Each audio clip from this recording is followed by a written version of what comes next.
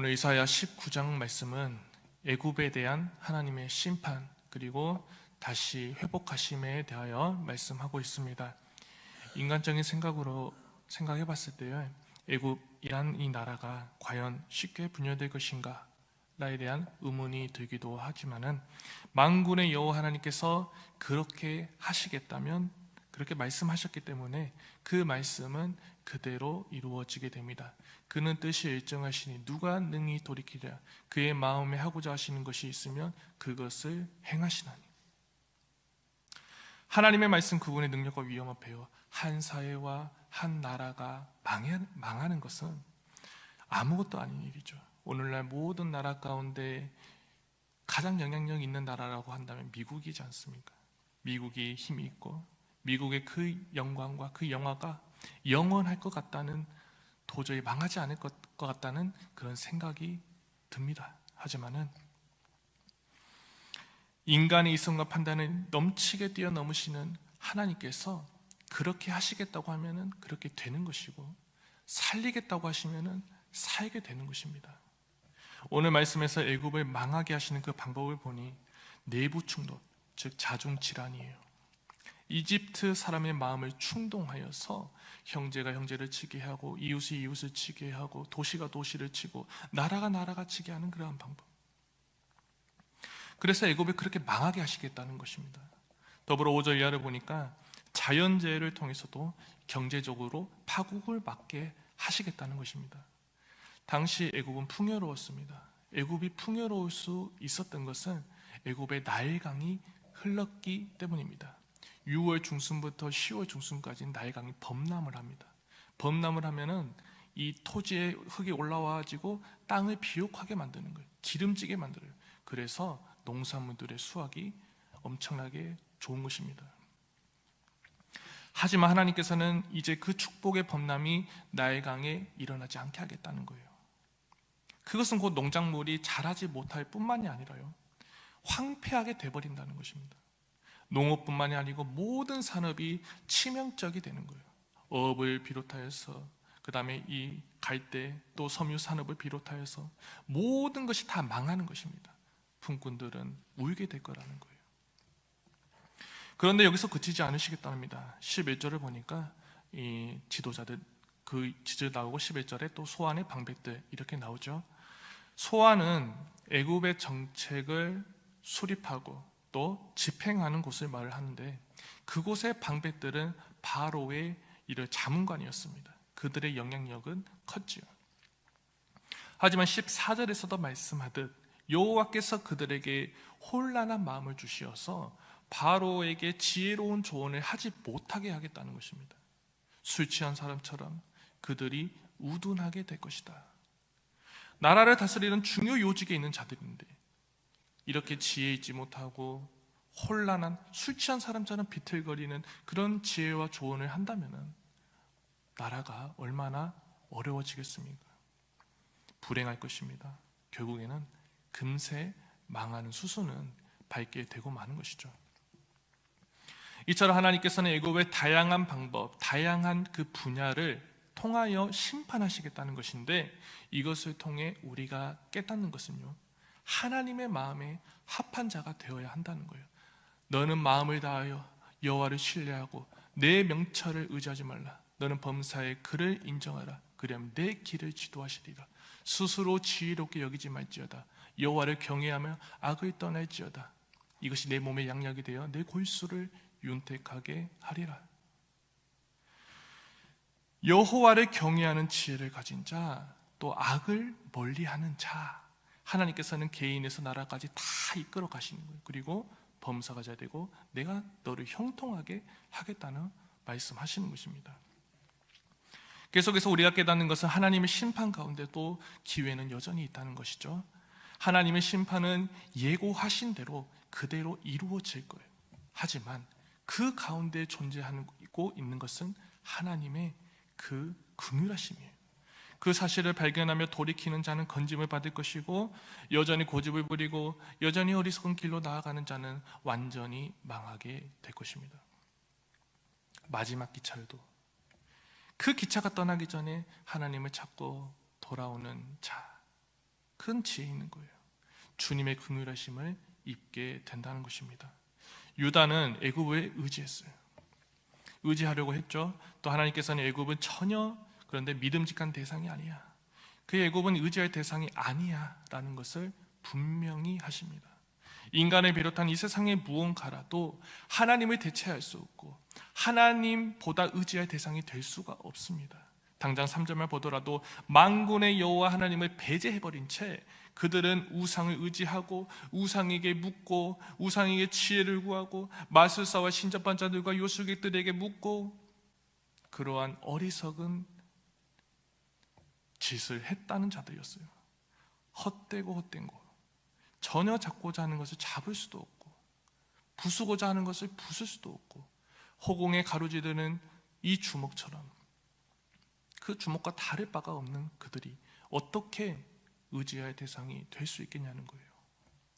사울이 블레셋과의 전투에서 수세에 몰렸죠. 여호와를 경외하지 못했고요, 또 하나님의 말씀대로 살지 못한 그가 또 마지막에는 신접한 자에게 또 이렇게 우상을 의지하며 우상에 묻는 그런 행위를 했습니다. 결국 그는 마지막이 좋지 못했어요.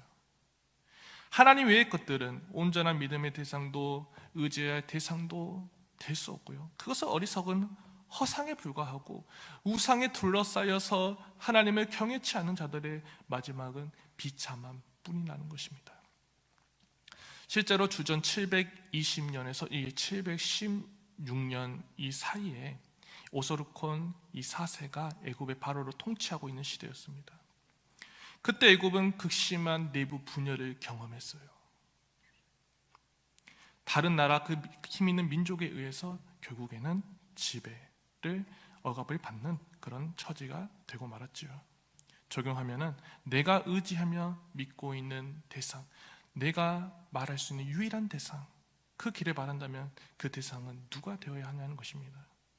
혹 나의 마음과 모습과 삶의 모든 순간 가운데 하나님을 배제한 자가 되어서 하나님 보시기에 악하고 음란한 삶을 살아가고 있지는 않습니까? 하나님께서는 자신을 믿고 의지하는 자, 자신에게 지혜를 구하는 자, 그 자에게는 회복과 살림을 베푸시지만 다른 것을 믿고 의지하는 그런 악함을 보이는 자에게는 그대로 그 죄의 삭을 받게 하십니다. 나의 유일한 믿음의 대상, 유일한 이 의지함은요, 오직 여호와 하나님께 있음을 믿고 고백하며 붙드는 우리 모두가 되시기를 간절히 소망합니다. 마지막으로 이 16절 이하를 보면요, 하나님께서는 애굽뿐만이 아니라 아수르까지도 회복하시겠다. 자신의 백성만이 아니라 자신이 직접 선택한 그 백성만이 아니라 이 하나님을 알지 못하는 이방 민족 애굽과 아수르까지도 내가 택하여 그들에게 축복의 통로가 되게 하시겠다는 것입니다.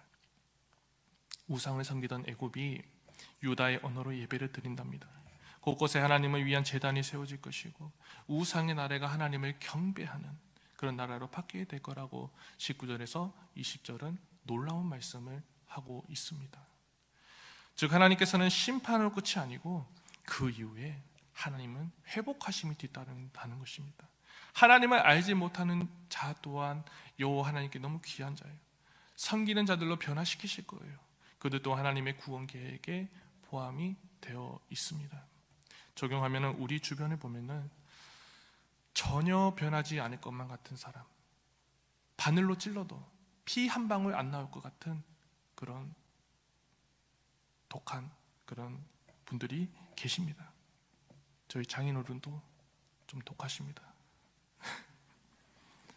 언젠가는 피가 나오기를 바라고 있는데요, 하나님의 일하심이 임하면요, 그러한 자들 또한 놀랍도록 변화된다는 거예요. 우상을 섬기던 자들이 하나님을 예배하는 자가 되고 제사를 철폐해버리고 애굽에서 시작된 회심이 아수르에까지 미치고 적대적이었던 그 두 나라가 함께 경배하면서 복의 근원이 되겠다, 그렇게 되게 하시겠다고 말씀하시다. 하나님께서는 우리가 생각하지 못한 방법과 능하심으로 개인과 우리 주변까지 놀랍도록 변화시킬 것입니다. 옳은 길로 인도해 가실 거예요. 하나님 앞에는 불가한 일은 없어요. 인간의 생각으로는 도저히 안 될 것 같다, 이런 생각이 들어도 주님은 그렇게 일하실 능력이 충분하신 거예요. 자신의 뜻대로 일해 가시는 우리 주님을 우리가 믿고 의지하고 하나님의 그 축복의 일하심에 우리가 동참하는 우리 모두가 되어서 그 기쁨을 마음껏 누리게 되시기를 주님의 이름으로 축복합니다. 기도하겠습니다.